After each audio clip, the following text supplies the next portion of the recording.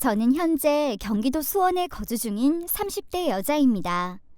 주변 지인들을 통해서 사연을 올릴 수 있다는 소식을 듣고 얼마나 반가웠는지 몰라요. 라디오 사연에 보내기에는 굉장히 직설적인 이야기이다 보니 이렇게 제 이야기를 할 수 있는 공간이 있다는 것에 기쁨을 얻었습니다. 평소에 소심한 성격을 가지고 있는 저이지만 이렇게 익명으로 보내는 사연이라면 조금은 더 용기를 내어보려고 해요. 아마 모든 사람들이 그렇겠지만 20대 후반에 들어서면서 저는 사춘기 다음으로 혼란스러운 시기를 맞이하게 되었습니다. 현실적으로 내가 해야 하는 일, 그리고 내가 할 수 있는 일과 내가 하고 싶어 하는 일이 부딪히는 그런 시기라고 할까요? 저는 당시에 대학 졸업 후 어렵지 않게 취업에 성공할 수 있었습니다. 집에 있을 수 있을 때까지 부모님과 함께 살아라 라는 선배 언니들의 조언을 따라 저는 쭉 부모님과 함께 살았어요. 덕분에 엄청나지는 않지만 몇 천만 원대의 돈도 모을 수 있었죠. 뭐 복에 겨운 소리입니다만 당시에는 모든 게 너무 평탄하다 보니 오히려 그게 저를 더 괴롭게 했어요. 삶이 너무 잔잔하달까요? 차라리 다른 사람들처럼 연애한다거나 아니면 결혼 준비에 들어서 있는 단계라 정신이 없다거나 사소하게라도 무언가를 계속해서 해나가고 싶었는데 제 인생은 너무나 재미가 없었습니다. 그러던 중 신체적 장애가 있는 여성 유튜버의 브이로그를 보면서 제 생각이 펑 하고 터져버렸어요. 내 인생 이렇게 살기엔 너무 아깝다. 나는 당장 오늘도 죽을 수 있고 내일도 죽을 수 있다. 전 제 인생을 제대로 살아보자는 생각을 하게 되었습니다. 그리고 이 소식을 곧장 부모님께도 알렸죠. 엄마, 아빠, 나 할 말이 있어요. 그래도 대학 졸업하고 어느 정도 직장에서 자리 잡히고 나름대로 종잣돈도 열심히 모았다고 생각하는데 살면 살수록 내가 왜 이렇게만 살아야 하는지 고민이 들어요. 그래서 말인데 나 회사 관두고 싶어요. 뭐? 아니 갑자기 그게 무슨 소리야? 어떻게 들어간 회사인데? 다른 사람들은 취업 못해서 안달이 났는데 너는 왜 갑자기 일을 관두겠다는 거야? 너 정도면 빠르게 자리 잘 잡은 거야. 아니면 정 일이 힘들면 좀 쉬면 되지 않을까? 이건 너무 갑작스러워서 엄마랑 네 아빠도 당황스럽구나. 아니면 바로 다른 곳으로 이직하기보다는 한 달만 쉬고 다른 데 알아보는 방법도 괜찮을 것 같은데. 아니, 나는 이미 결정했어요. 결정한 부분을 말씀드리려고 엄마 아빠한테 이야기하는 거예요. 뭘 상의하자는 게 아니라. 나 지금 다니는 회사 퇴사하고 나서 제주도로 떠날래요. 거기 가서 3개월 정도만 혼자 살면서 머리도 식히고 앞으로 어떻게 살아야 할지 고민도 좀 해보고 그래야 할 것 같아요. 안 그래도 아는 선배가 제주도에서 작은 디자인 회사를 하고 있는데 거기에서 아르바이트 하면서 지내도 괜찮을 것 같고, 아무튼 제 생각은 이런데 엄마 아빠는 어떻게 생각해요? 솔직히 나 아직도 많이 젊은 나이잖아. 앞으로 이것저것 시도해보는 거 나쁘지 않은 것 같아. 아마 부모님이 많이 당황스러우셨을 거예요. 평생을 군소리 없이 비행을 저지른 적도 없이 무난무난하게 자라온 제가 대뜸 평범한 인생을 거부하겠다고 선언한 거나 마찬가지니 말입니다. 부모님은 저의 계획을 하나부터 10까지 꼬치꼬치 물으셨어요. 천만다행히 저는 이런 갑작스러운 퇴사 소식에 부모님이 너무 놀라지 않도록 미리 준비한 답변대로 잘 이야기를 했습니다. 그래, 너도 이제 다 큰 성인인데 네가 어련히 생각 잘해서 결정했겠지. 그제야 엄마나 아빠 모두 걱정은 돼 보이시지만 한시름 놓았다며 이야기를 해주셔서 다행히 전 제가 하고자 하는 대로 실행해 나가도 되겠다는 결론이 나오더라고요. 그렇게 저는 부모님을 떠나 제가 가지고 있는 목돈을 챙겨 제주도로 떠나게 되었고, 속세에서 벗어난 기분이 들어 마음이 무척이나 들떠있는 상태였습니다. 걱정하지 말라니까요. 보안도 잘 되고 좋은 집이야. 어차피 나 혼자만 사는 집 아닌데 뭐. 다들 내 나이 또래야. 다들 괜찮아 보여. 걱정하지 마시고 두 분이 잘 지내시고 계세요. 알았죠? 나 잘 있다 갈게요. 늦은 감이 있는 첫 자취였습니다. 집은 작은 원룸 한 칸이었지만 다른 사람들과 방만 따로 사용하고 거실과 화장실, 주방은 함께 공유하며 쓸 수 있는 쉐어하우스였고 거기서 저는 다양한 친구들을 만나면서 추억을 하나둘 쌓아가기 시작했어요. 으이구, 보나마나 또 횟집이지? 네 덕에 아주 평생 먹을 회를 다 먹은 것 같다. 하여간 대단하다, 대단해. 뭐가, 회 맛있잖아. 잔소리하지 말고 얼른 갑시다. 내가 사면 되잖아. 오케이? 그로부터 제주도 살이를 한 지 한 달 정도 되었고 저는 제주도에서 친해진 친구들과 함께 숙소 근처 횟집에 가서 저녁을 먹기로 해서 모였습니다. 평소에 자주 가는 곳이기도 하지만 거기에는 다 이유가 있었어요.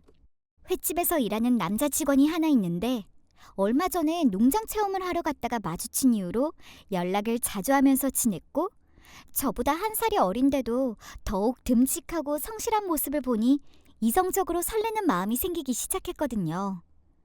당시의 룸메이트들은 네가 괜히 김치국 마시는 것이라고 했지만 저는 알 수 있었습니다.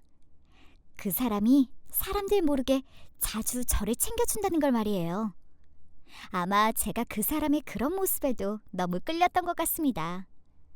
그날도 제가 술을 조금 많이 마셨나 싶었는데 잠깐 바람 쐬는 사이에 제게 와서 숙취 음료를 주며 걱정까지 해주는 게 아니겠어요? 유정아, 너 술 너무 많이 마신 거 아니야? 친구들이랑 같이 들어가더라도 위험하니까 조심히 들어가야지. 옷도 잘 챙겨 입고 비틀거리지 마.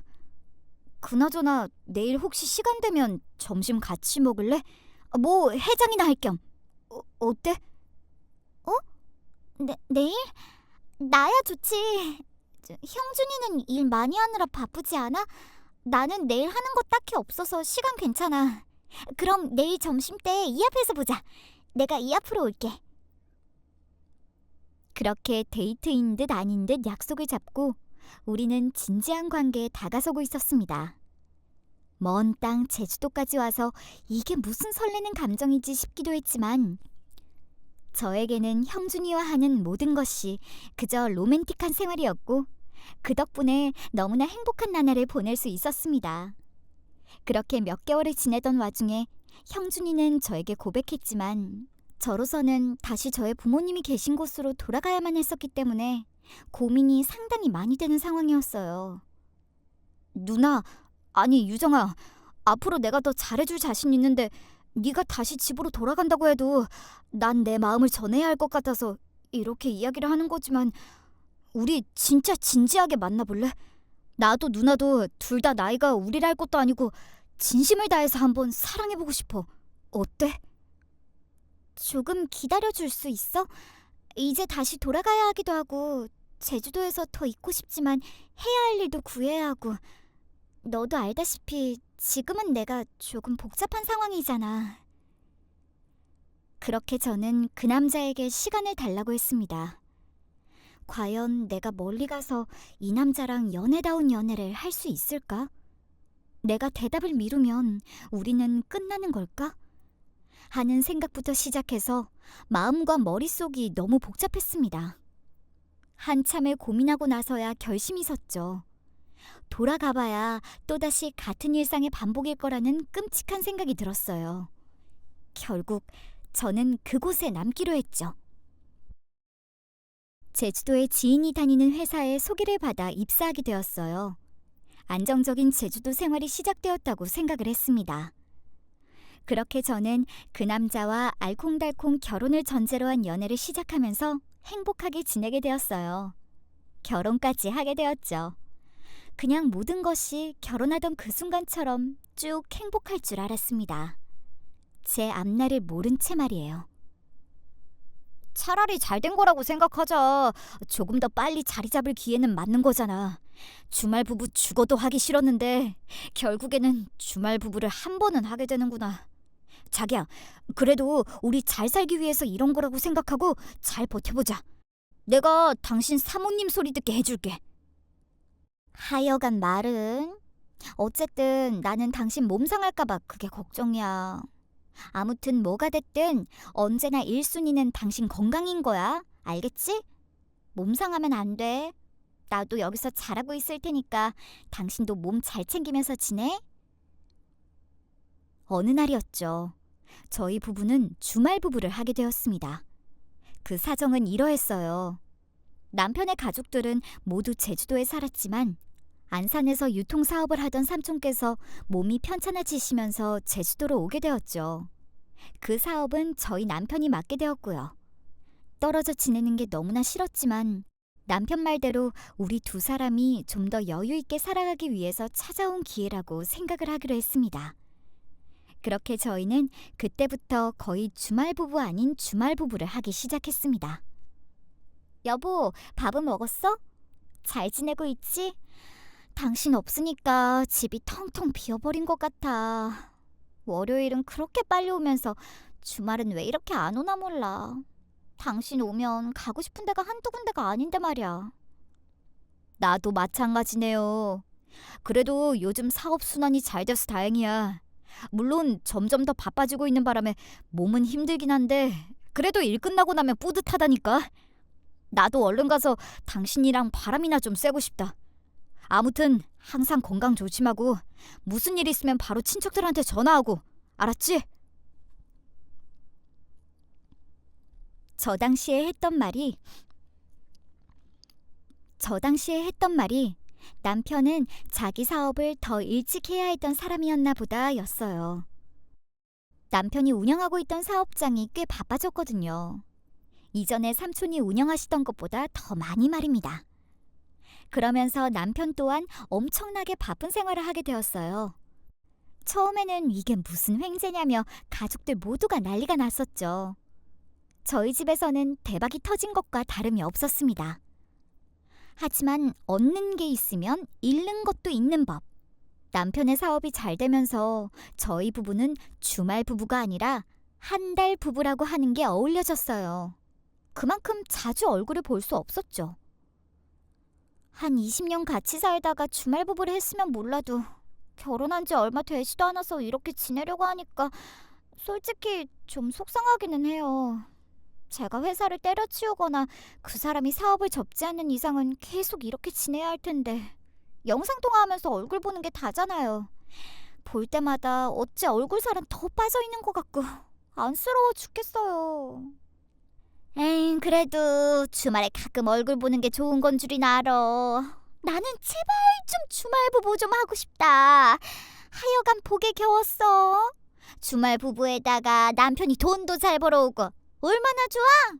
자기는 복 받은 거야. 배부른 소리 하지 말고 지금 이럴 때 즐기셔. 과연 복 받은 일인 건지. 주변 사람들은 우스갯소리로 제 팔자가 상팔자라고 했습니다. 그런데 남들이 상팔자라고 하면 뭐 하나요? 당사자인 제가 그렇게 못 느끼는데 말입니다.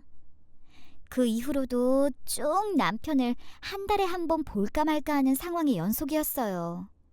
점점 지쳐가던 저는 쉬는 날이라도 남편을 찾아가서 반찬이라도 가득 해주고 와야겠다는 생각에 남편에게 전화를 걸었습니다. 여보세요? 당신 오늘도 많이 바쁘지? 자기야, 내가 당신 기운 내라고 한번 가볼까 하는데 어때? 이번 주말에 당신 있는 데 가서 반찬도 좀 해주고 당신 얼굴도 보고 오고 싶어서. 당신 시간 괜찮아? 너무 못 봐서 얼굴도 까먹겠어. 얼마나 보고 싶은 줄 알아? 내가 주말에 갈게.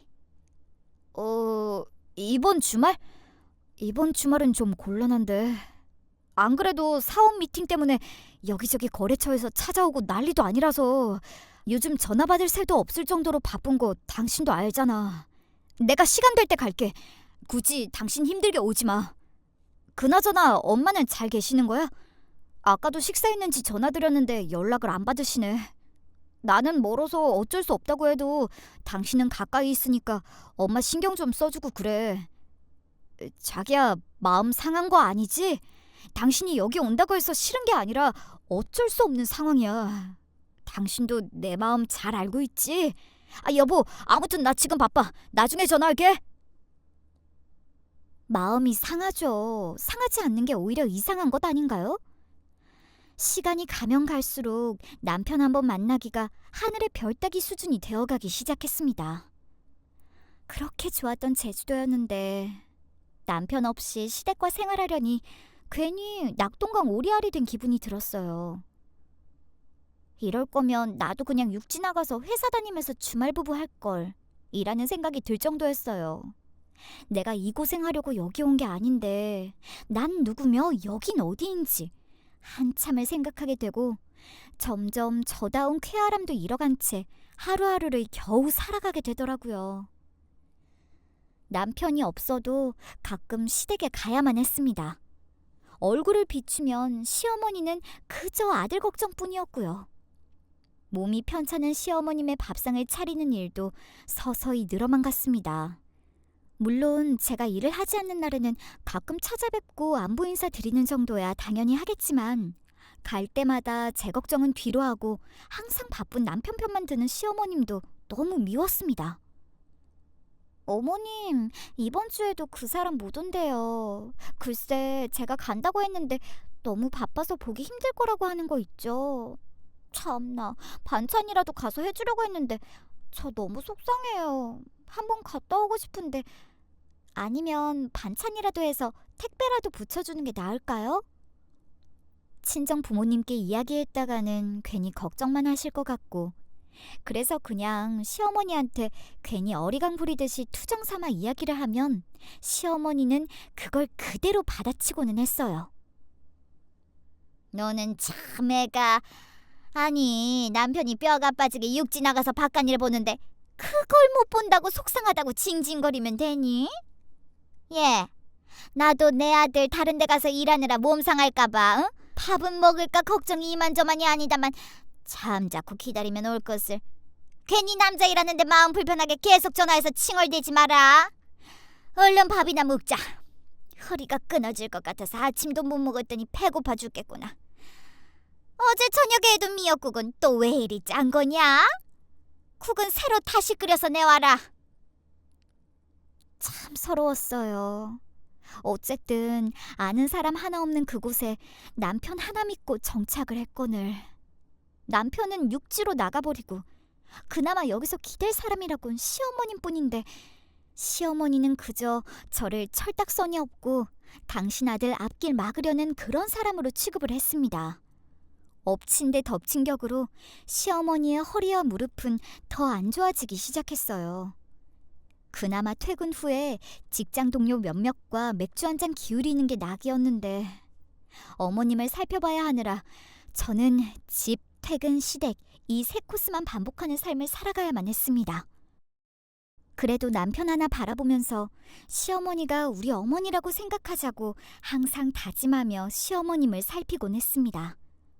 차라리 친정엄마를 이렇게 챙겼다면 어땠을지 지금 생각해보니 친정엄마한테도 괜히 미안해지네요. 그러던 어느 날이었어요. 제 마음 안에 불안의 불씨를 지핀 그날 말입니다.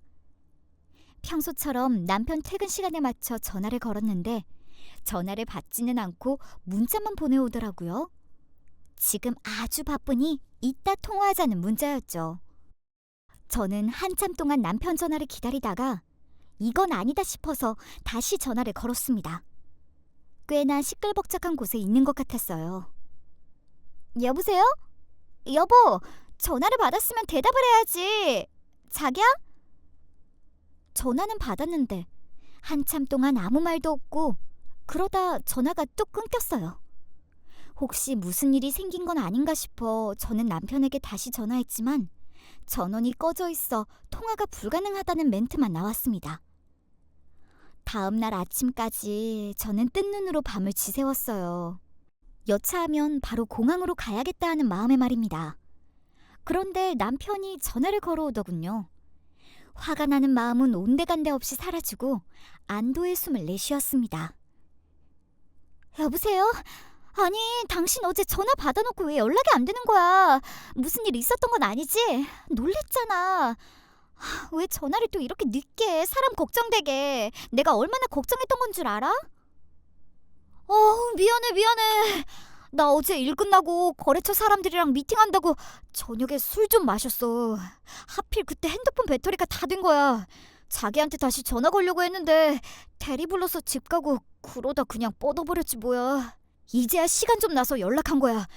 아이, 뭔 걱정이야 걱정은. 내가 다른 짓 하는 것도 아니고 일하느라 그런 건데 별 걱정을 다 하네. 누가 당신이 무슨 짓을 했대? 그냥 내 입장에서는 걱정이 되니까 한 말이지. 갑자기 연결됐다가 너무 시끄럽길래 당신 불렀는데 아무 말 안 하고 뚝 끊어버리니까 그렇지. 멀리 떨어져 있으니까 우리는 더 연락을 잘해야 한다고 당신 안산 가기 전에도 내가 몇 번이나 얘기했었잖아. 자꾸 무슨 소리 하는 거야? 그냥 사회생활 하면서 한 잔씩 하다 보니까 사람들이 많아서 시끄러웠던 거지 뭘. 당신은 걱정이 너무 많아서 문제야. 됐고, 엄마는 요즘 어떠셔? 어제 통화하긴 했는데 아직도 허리 많이 아프시대? 자기가 자주 좀 들러서 밥도 좀 해드리고 혼자 계시니까 말동무도 좀 해드리라니까. 안 그래도 엄마랑 통화하는데 당신 자주 안 들린다고 서운하다고 우시더라. 그래도 나 없이 혼자 계시니까 당신이라도 가서 좀 챙겨드리란 말이야. 아무튼 나 이번 주말에는 한번 갈 테니까 그때 봐 그럼. 끊을게. 본인 할 말만 하고 끊어버리는 남편에게 너무나도 서운했습니다.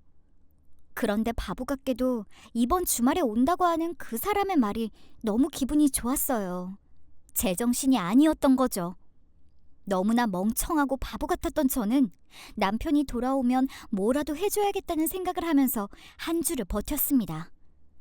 그렇게 남편은 주말이 되어 집으로 돌아왔고 전 오랫동안 못 본 남편을 고생했다며 상당히 기쁘게 맞이해줬습니다. 이거 빨래할 거. 집에 오염된 진흙이 좋기는 하네. 당신이 밥도 해주고 빨래도 해주고. 아휴, 나는 좀 쉬련다. 자기야, 나 조금만 잘게. 뭘 할까 어디를 갈까 고민했던 건 저 혼자였죠. 남편은 오자마자 빨랫감만 잔뜩 안겨줬습니다. 그리고는 잠만 잤어요. 아무 생각 없이 빨래나 하려고 그 인간 옷을 뒤적거리는데 영수증이 나오더군요. 아무 생각 없이 영수증을 들여다보는데 뭔가 이상한 낌새가 느껴졌습니다. 한 영수증에서 결제가 된 금액만 130만 원이라는 걸 보고 저는 소스라치게 놀랐고 이건 일반 술집이나 식당에서 나올 만한 금액은 아닌 것 같다는 생각이 확 들었어요. 저는 너무 마음이 찜찜하고 놀라긴 했지만 남편에게 물어보진 않았습니다. 괜히 여기까지 와서 쉬고 있는 사람을 제가 닥달하는 것 같아서 마음이 불편했고 그냥 남자가 사업하다 보면 그런 곳에서 접대하고 술 한잔 할 수도 있다는 주변 사람들 말로 위로를 하며 그날을 그냥 넘겼죠. 주말에는 저도 쉴 수 있는 날이기에 남편과 오붓하게 오랜만에 바깥 나들이도 하고 저녁에는 시어머님 댁에 들려 저녁 식사를 같이 하는 자리도 함께 했어요. 드디어 한 가족이 다 모인 기분이 들었고 저 또한 기분이 너무 좋았습니다. 그런데 식사 자리에서 남편과 시어머님이 하는 대화를 듣고 저는 상당한 불쾌감이 들었습니다. 엄마, 요즘 건강은 좀 어떠세요? 제가 요즘 너무 바빠서 들리지도 못하고 죄송해요. 집사람이라도 수시로 엄마 옆에 있으면 엄마가 좀 나을 텐데 직장 때문에도 그렇고 마음처럼 쉽지가 않네요. 그래도 용돈은 더 챙겨 드릴 테니까 너무 서운해하지 마셔요. 그래, 얘기 잘 꺼냈다. 안 그래도 내가 그 말을 좀 꺼내려고 했어. 너라도 자주 얼굴을 비추면 모를까. 하나밖에 없는 며느리는 질 바쁘다고 회사 다닌다고 핑계대면서 일주일에 한두 번 올까 말까 하는데 이럴 거면 내가 차라리 이 몸뚱이로 사느니 죽고 말지. 뭐 하루 명은 길어서 이때까지 살아있나 싶다. 이런 비싼 밥이고 뭐고 안 사줘도 그만이다. 먹다가 체하겠으니 그런 말로 위로하지 말아라. 저는 그 자리에서 할 말이 없었습니다. 제가 일주일에 한두 번을 방문하는 게 아니라 주말에는 거의 가서 하루를 자고 올 정도로 시어머니 수발을 들었고 식사를 챙겨드리고 심지어 시어머님이 씻으시는 것까지 같이 도와드리고 오는데 평일에는 회사와 시어머니 댁이 너무 멀어서 일주일에 3번만 갈 뿐입니다. 너무 억울했지만 그 자리 분위기를 망치고 싶지 않아서 그냥 시어머님의 푸념이구나 생각하고 말아야겠다는 마음에 입을 꾹 닫았어요. 그리고 집에 돌아왔는데 남편은 씩씩거리며 저에게 말을 했습니다.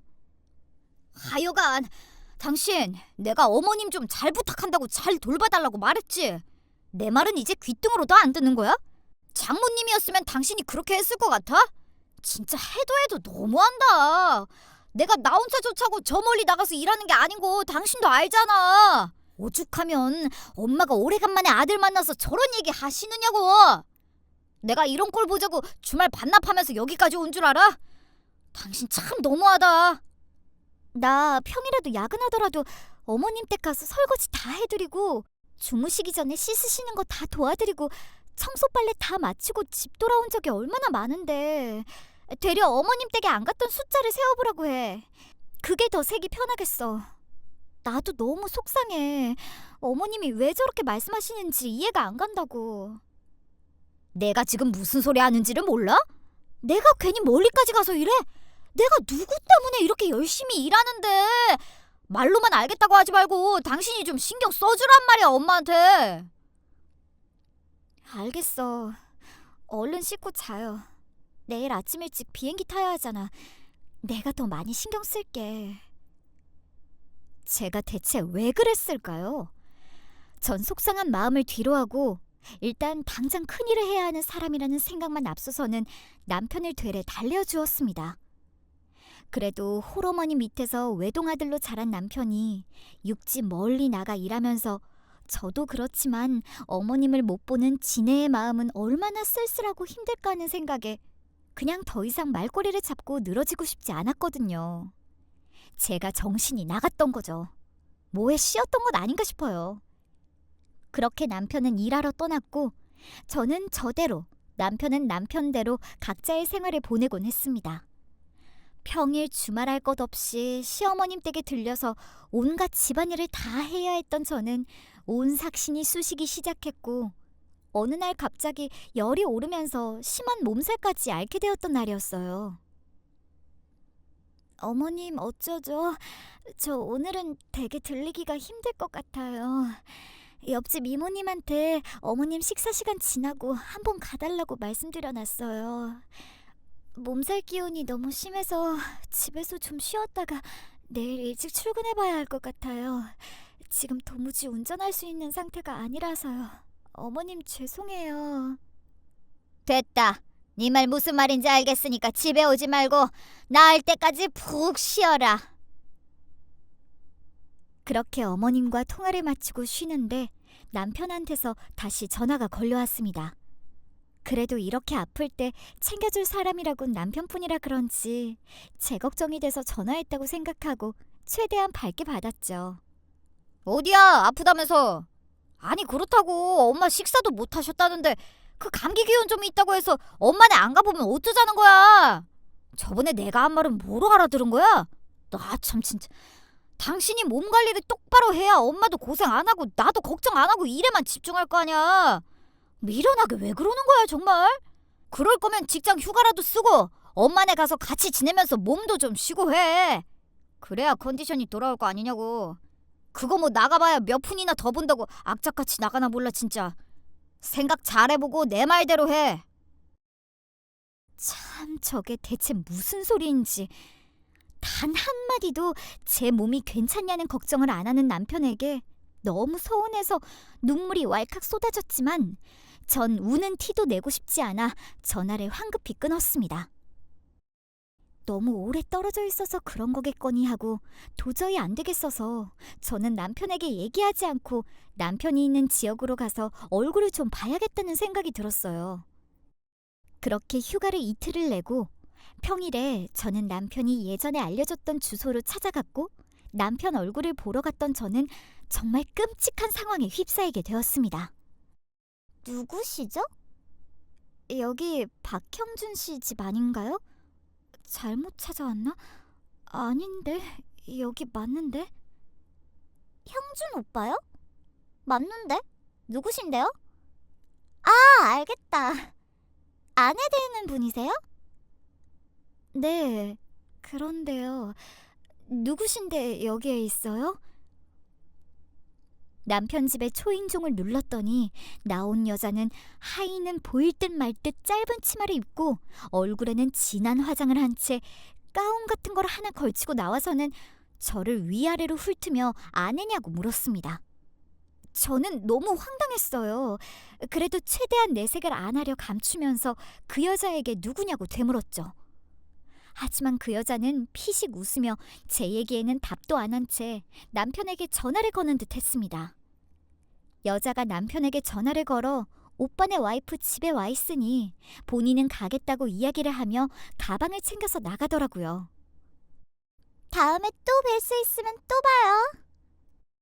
한참을 황당해하고 있는 저를 뒤로하고 여자는 사라졌고 전 그 뒤로 이 상황이 대체 무슨 상황인지 머릿속이 너무나 복잡했습니다. 그러던 와중에 황급히 남편이 집으로 찾아왔고 저를 보자마자 버럭 화를 내더군요. 당신 지금 뭐 하는 짓이야? 여기가 어디라고 함부로 막 찾아와? 내가 전화를 안 받았어? 뭘 했어? 당신 울부증이야? 왜 소리도 소문도 없이 이렇게 찾아오는 거냐고? 내가 일하다 말고 여기까지 뛰어와야겠어? 아까 그 여자는 누구야? 울부증? 지금 말 다 했어? 화낼 건 난데 왜 당신이 나한테 화를 내고 있냐고. 저 여자 누구냐고 물었잖아. 진짜 내가 이래서 당신한테 말이 안 통한다고 하는 거야. 사람 질리게 하는데 너 뭐 있는 거 알아? 신경 안 써도 되는 사람이라고. 아는 지인이야. 잠깐 며칠간 오갈 데 없다고 해서 친구도 많은 동생이라길래 잠깐 며칠만 쓰라고 비밀번호 알려준 거야. 보다시피 내가 요즘 너무 바쁘니까 어차피 집에 못 들어오는 거 알잖아. 왜 이렇게 꼬치꼬치 캐물어? 당신이 오해할 만한데 그런 거 아니니까 신경 쓰지 말라고. 뭐? 그걸 말이라고 해 지금? 그럼 지금 이 집에 널브러진 스타킹이나 옷가지니 뭐니 이게 다 그 여자가 생활하고 있었다는 거지? 밖에 나가서 남들 붙잡고 물어봐. 이게 지금 내가 이해를 할 수 있는 상황인지 물어보라고. 뭐야 당신? 당신 이러려고 왔어? 내가 거기 있는 엄마나 잘 챙겨드리라고 했지? 바쁜 거 다 끝나면 내려가겠다고 했잖아. 왜 사람 말 안 듣고 일을 이런 식으로 키우는 거야? 어차피 당신한테 말해봤자 당신 이해 못하고 앞뒤 꽉 막혔을 거 아니까 말 안 한 거 아니야. 그리고 엄마 아프셔서 점점 더 힘들어지시는데 당신은 아직도 고집 부리면서 꼴랑 한 200만 원 받는 거지 같은 회사를 악착같이 다녀야겠어? 차라리 월급보다 더 줄 테니까 짐 싸서 엄마네로 들어가 있으라니까. 거기서 밥도 해드리고 청소도 하고 엄마랑 말동무하면서 같이 살면 얼마나 좋냐고. 왜 자꾸 사람 신경 쓰이게 내 말대로 안 해서 스트레스 받게 하냐는 거야. 내 말이 틀렸어? 이래도 얼마 되지 않는 돈 받으면서 그 회사 다닐 거야? 내가 가정부니? 내가 당신의 식구들 가정부야? 당신 그런 식으로 나 가정부 취급할 거면 난 당신이랑 못 사니까 그런 줄 알아. 나는 내 부모 없는 줄 알아? 내가 누구 꼬임에 넘어가서 그 먼 데서 개고생하면서 살고 있는데 당신이 뭔데 이래라 저래라 일을 관두고 가정부를 하라 말아야. 이럴 거면 이혼해. 나 당신 같은 사람이랑 못 지냐니까. 부부 생활이라고 몇 년이나 했다고 생이별해서 내가 이런 꼴까지 당해야 해? 당신 마음대로 해. 나 당신 징징거림이나 받아줄 만큼 시간 여유 있는 사람 아니니까 당신 멋대로 해. 그렇게 남편은 다시 나가버렸고 저는 그날 저녁 비행기를 타고 우선 집으로 돌아왔습니다. 그 이후로 남편은 전화 한 번 없이 며칠을 보냈고 어느 날 모르는 번호로 저에게 전화가 와서 받았더니 그때 그 집에서 나왔던 여자였습니다. 저기요 사모님, 제가 오빠네 집에서 지내면서 받기로 한 돈이 있었거든요. 그 돈도 안 주고 오빠가 나 몰라라 하길래 열받아서 제가 지금 당신한테 말해주려고 전화를 한 거예요. 뭐 그쪽도 모르는 눈치는 아닌 것 같으니까 어차피 이렇게 된 판국에 그냥 속 시원하게 말해드릴게요. 오빠랑 저랑 사귀었던 사이 맞고요.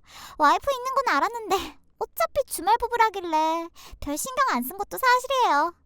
같은 여자로서 충고하는 건데 그렇게 좋은 남자는 아닌 것 같으니까 결정은 알아서 하세요. 그리고 그 여자는 전화를 서둘러 끊어버렸고 저는 진짜 더 이상 이 사람과는 더 살아볼 가치가 없다고 느꼈습니다. 물론 그땐 그냥 아는 지인의 동생이라고 했지만 그래도 끝까지 믿었던 저를 한순간에 나락으로 가게 만든 남편이었죠. 상간녀의 전화를 받고 전 그나마 있었던 남편에 대한 정이 뚝 떨어져 버렸습니다. 그 뒤로 남편에게 수십 통의 전화를 해봤지만 남편과는 전화 연결도 잘 안 됐을 뿐더러 그나마 시어머니를 통해 들은 말로는 코로나가 점점 더 심해지면서 당연히 마스크 수요가 증가할 테니 일하고 있는 사업장을 확장하기 위해서 대출까지 끌어다가 사업을 키워나가고 있느라 시어머니랑도 통화하기 어렵다는 이야기를 전해 들었습니다. 그날부터 전 하루 종일 속이 타들어가기 시작했지만 그때부터였을까요?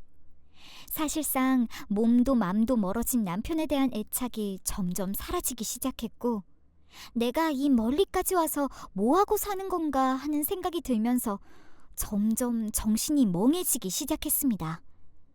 이대로는 안 되겠다 싶어서 시어머님께도 죄송한 말씀을 드리고 남편과의 이혼을 진행하기로 했습니다.